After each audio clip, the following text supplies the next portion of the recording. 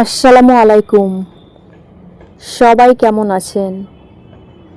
আশা করি ভালো আছেন। আমিও ভালো আছি।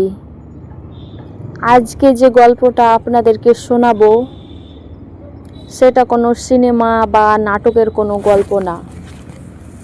এটা আমার জীবনে ঘটে যাওয়া একটি ঘটনা আপনাদের সাথে শেয়ার করতে চাই।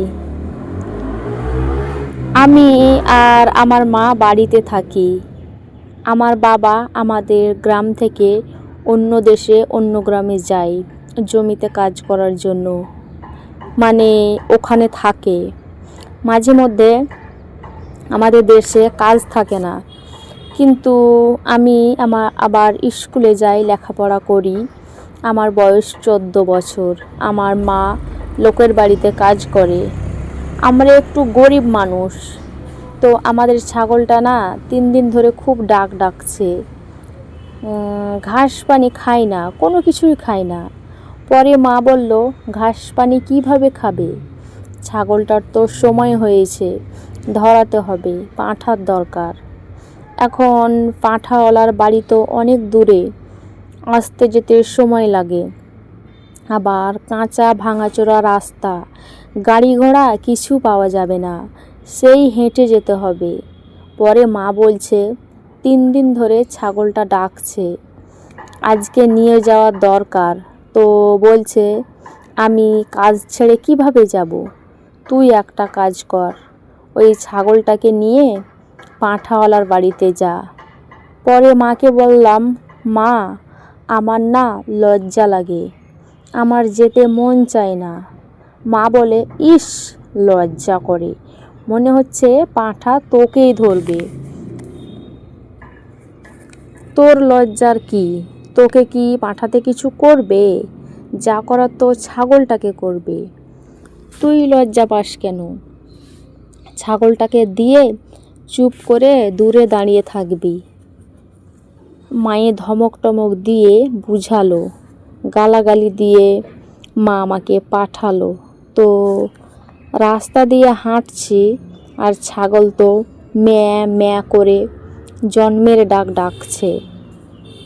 আমার যা লজ্জা লাগে। লজ্জা লাগবে না? আমি তো মেয়ে মানুষ, রাস্তা দিয়ে হেঁটে যাচ্ছি।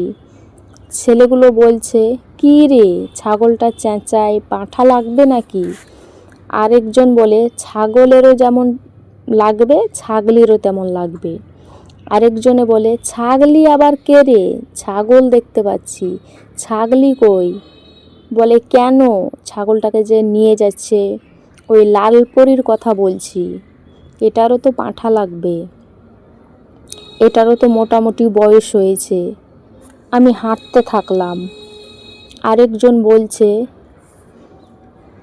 এক বুড়ো খবিশ বলছে, কি নাতি, ছাগল যে ওভাবে চেঁচাচ্ছে, পাঁঠাওয়ালার বাড়িতে যাও বুঝি? পরে আমি বললাম, বুঝতে পারছেন তো জিজ্ঞেস করছেন কেন? বলে, রাগ করো কেন? এত রাগ করো না, পাঁঠার কাছে রাগ দেখালে কিন্তু পাঁঠা তোমার কাছে আসবে। এই কথা শুনে আমি যে লজ্জা পেয়েছি, পরে কি করব, সারা রাস্তা মাকে গাল দিতে দিতে যাচ্ছি। হারামজাদি নিয়ে আসতে পারলো না, এখন তো লোকের এত কথা শুনে আমি লজ্জায় মরে যাচ্ছি। তারপর ছাগলটাকে নিয়ে পাঁঠাওয়ালার ঘরে পৌঁছে গেলাম।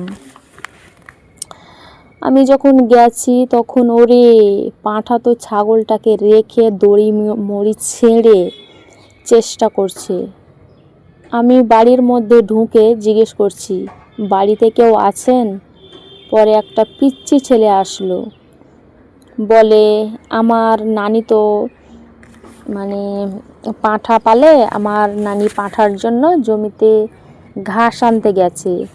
বলে, আপনি ছাগল নিয়ে যান, পাঁঠা ওখানে আছে, নানি এলে নানিকে টাকাটা দিবেন, যদি না আসে তাহলে আমাকে দিবেন। তো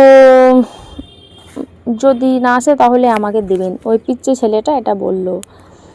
তো আমি গেলাম পাঁঠার কাছে। পাঁঠা তো দড়ি মড়ি ছিঁড়ে ছাগলটাকে ধরা তো দূরের কথা, পাঁঠা আমাকে পছন্দ করেছে।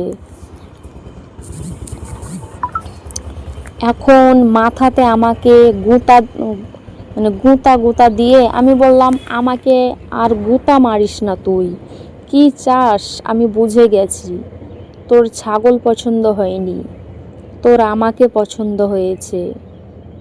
আমি হলাম অল্প বয়সের 14 বছরের একটা কুমারী মেয়ে। পাঁঠার ঘরে পাঁঠা ছাগল রেখে আমাকে পছন্দ করেছে। পাঁঠার গুঁতানির ঠেলায় আমি ভয়ে সব কিছু খুলে বললাম, তোর যা মন চাই তাই কর, আমাকে আর গুঁতা মারিস না। তারপর ওর যে দারুণ শিং দিয়ে আমাকে গুঁতা মারছে, ওর গুঁতানির ঠেলায় মনে করেন আমি নিজে পেতে দিয়েছি। পেতে দেওয়ার পরে ওরে পাঁঠাটা যেভাবে আমার সাথে সম্পর্ক করছে, আমার তো মনে করেন তলপেট সব ফাটিয়ে ফেলেছে। এখন আমি হাঁটতে পারি না, খুঁড়িয়ে খুঁড়িয়ে হাঁটছি। এখন আমাকে বলছে, আমার নানি তো এখনও আসেনি, টাকাটা আমার কাছে দেন। তখন পিচ্চিকে বললাম, এই পিচ্চি, তোদের পাঁঠা ভালো না, তোদের পাঁঠা তো আমাদের আমাদের ছাগলের ধারের কাছে আসেনি, আমাকে গুঁতিয়েছে। পরে কি করব, আমি হাঁটতে পারি না, যে কষ্ট হচ্ছে আমার। বাড়িতে গেলাম, মা বলে, কি রে তুই ওই রকম খুঁড়িয়ে খুঁড়িয়ে হাঁটছিস কেন? আর ছাগল তো ম্যামা করে ডেকেই যাচ্ছে। কি রে, ছাগল কি পাঁঠার কাছে নিয়ে যাসনি? তখন আমি মাকে বললাম, তোমাকে বললাম তুমি পাঁঠার কাছে ছাগলটা নিয়ে যাও, তুমি তো ছাগলটাকে নিয়ে গেলে না। ওই বুড়ো পাঁঠা ছাগল রেখে আমাকে ধরেছে। এখন কি করব বলো? এখন তো খুঁড়াইয়া খুঁড়িয়ে হাঁটছি, তাড়াতাড়ি ডাক্তারের কাছে নিয়ে চলো, ওষুধ পানি খাবো। মা বলে, কি বলিস? আমি বললাম, হ্যাঁ মা ডাক্তারের কাছ থেকে ওষুধ এনে দিল, এখন আমি একটু সুস্থ আছি।